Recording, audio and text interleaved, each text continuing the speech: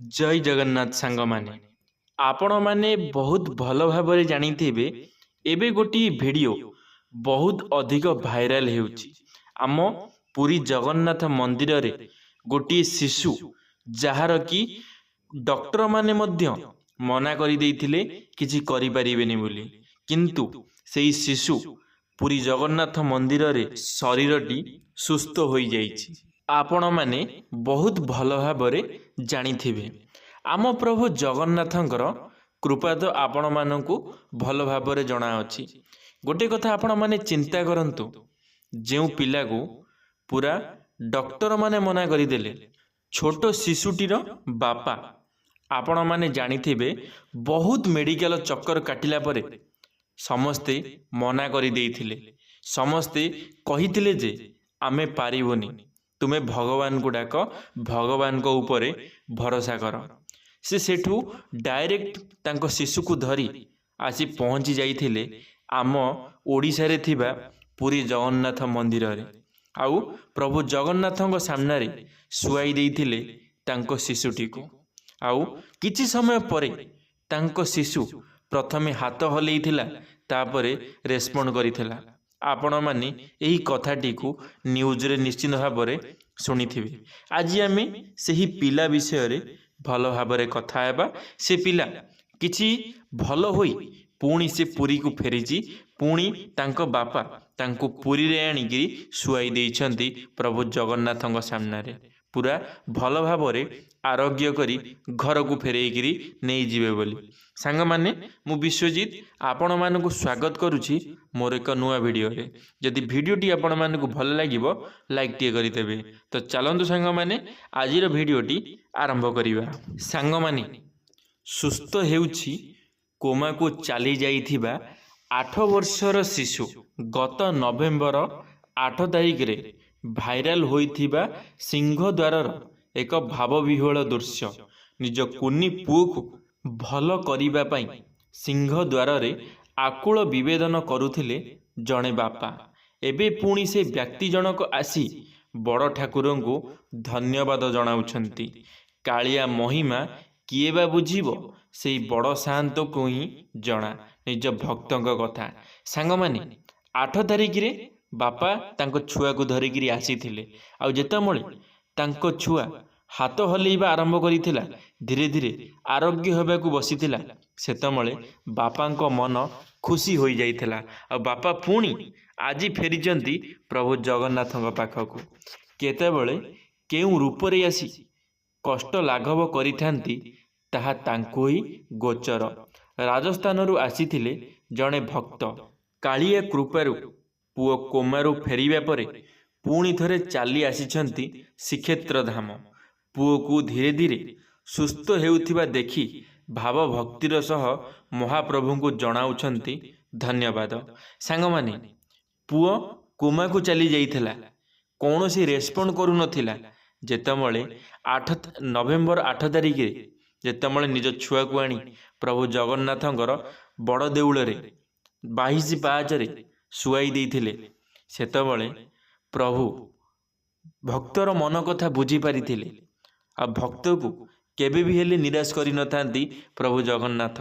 आ तांको पिलाटी को एमिति काम करिथिले जहा द्वारा कि तांको पिला धीरे धीरे भल होबाकू लागिथिला। धीरे धीरे हाथ हलिथिला पिलार, तापरे पिलाटी धीरे धीरे पूरा शरीर हलिबाकू लागिथिला। जेउ पिला किछि भी जानि पारु नथिला, किछि भी बुझी पारु नथिला कि ता सहित कौन हेउची। से बहुत जगह बहुत मेडिकल से देखैची, बहुत मेडिकल ट्रीटमेंट करिछि। ता पछरे ता छुआ पछरे से बहुत टंका खर्च करिछि, हेले सबुआडू से निराश होई जाइथिला। हेले से जानि नहीं जे पर्यंत आम देश को आम पृथ्वी को जगतर नाथ जगन्नाथ चलाउछंती, से पर्यंत जी तांको आगरे हाथ पतई किछि मागी देइछि ना, केबे भी हेले ताकू से खाली हाथ रे फेरी नांती। आज सेमिति से बापा हाथ को तांको पुओ को से धरई देइछंती। बापा तांको पुओ को आनिकिरी आसीथिले, आ तांको पुओ को भल मध्य करिकिरी नेकी जाइछंती। आज पुणी फेरिचंती। आज से श्रीक्षेत्र को पुणी फेरिचंती, बड़ ठाकुरंक पाखकू पुणी फेरिचंती। ତାଙ୍କ ଦୁଃଖ ଜଣେଇବା ପାଇଁ।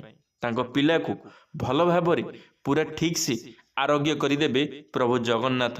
ଆମର ଏତିକି ପ୍ରଭୁ ଜଗନ୍ନାଥଙ୍କ ପାଖରେ ଅଳି।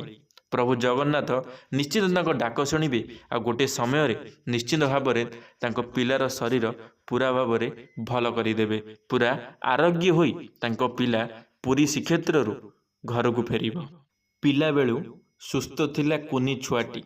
ମାତ୍ର 7 ବର୍ଷ ବୟସରେ ହଠାତ୍ ଅସୁସ୍ଥ ହୋଇ ପଡ଼ିଥିଲା। ମେଡ଼ିକାଲରେ ଭର୍ତ୍ତି ହେବା ପରେ ଜଣାପଡ଼ିଲା ମୁଣ୍ଡକୁ ରକ୍ତ ସଞ୍ଚାରଣ ଠିକ୍ ଭାବେ ହୋଇପାରୁନାହିଁ।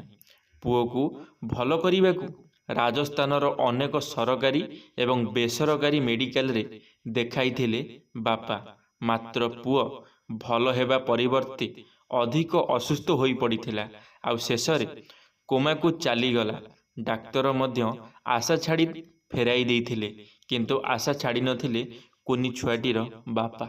ହଁ ସାଙ୍ଗମାନେ ଏସବୁ କଥା କହିଲା ବେଳକୁ ନା ରୁମ ଟାଙ୍କୁଡ଼ି ଉଠୁଛି। କାହିଁକି ଜାଣିଛନ୍ତି? ପ୍ରଭୁ ଜଗନ୍ନାଥ ମଲାକୁ ମଧ୍ୟ ଜୀବିତ କରିପାରନ୍ତି। ଆପଣମାନେ ଭଲ ଭାବରେ ଜାଣିଥିବେ। ସେ ହେଉଛନ୍ତି ଭକ୍ତଙ୍କ ଠାକୁର, ସେ ଭକ୍ତଙ୍କ ଭଗବାନ, ସେ ଜଗତର ନାଥ ଜଗନ୍ନାଥ।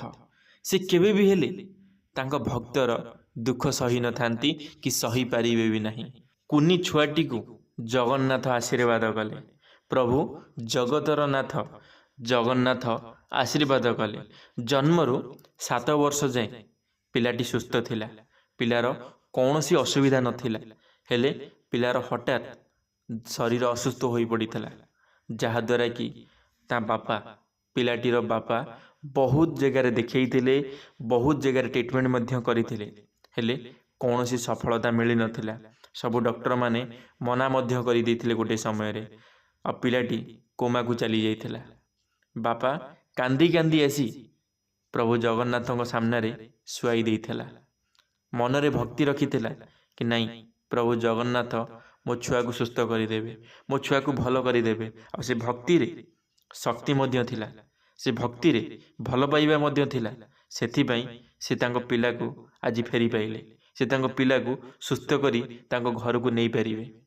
ସେଥିପାଇଁ ମୁଁ ଆପଣମାନଙ୍କୁ କହିଥାଏ, ଯେପର୍ଯ୍ୟନ୍ତ ତୁମେ ଜଗନ୍ନାଥଙ୍କ ସାଥିରେ ଅଛ, ପ୍ରଭୁ ଜଗନ୍ନାଥଙ୍କୁ ସବୁବେଳ ପାଇଁ ଭକ୍ତି କରୁଛ, ମନରେ ଭକ୍ତି ଅଛି କି ଜଗନ୍ନାଥ ମୋତେ ଗୋଟିଏ ସମୟରେ ଭଲ ମାର୍ଗ ଦେଖେଇବେ, ମୋତେ ଗୋଟିଏ ସମୟରେ ଭଲ ମଣିଷ କରିଦେବେ। ଦେଖିବେ ଜୀବନରେ ଏମିତି କୌଣସି ଶକ୍ତି ନାହିଁ ଆପଣମାନଙ୍କୁ ହରେଇଦେବ। ଆପଣମାନେ ନିଶ୍ଚିତ ଭାବରେ ଭଲ ମଣିଷଟିଏ ହେବେ, ଏ ଦୁନିଆର ଗୋଟେ ଗର୍ବ ହେବେ। ସେଥିପାଇଁ ସବୁବେଳ ପାଇଁ ଭଲ କାର୍ଯ୍ୟ କର।